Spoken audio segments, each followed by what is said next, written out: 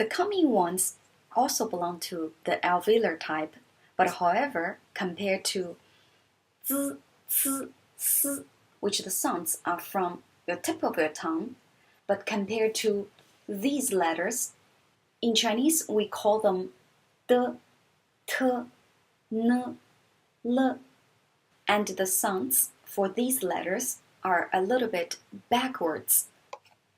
Letter D in Chinese is called d. D sounds exactly the same from dad, d, when it's in a combination. So the word up here is called 地方. 地方 in Chinese means place. Letter T in Chinese is called t, and when it's in a combination, it sounds the same from table, t sound.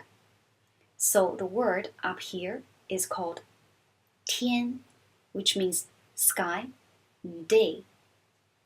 Letter N in Chinese is called n, and when it's in a combination, it sounds the same from the notebook n sound. So the word up here is called 年, which means year, 年. Letter L in Chinese is called l.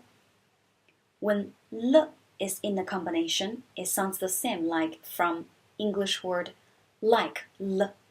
So the word up here is called 来, which means come, 来.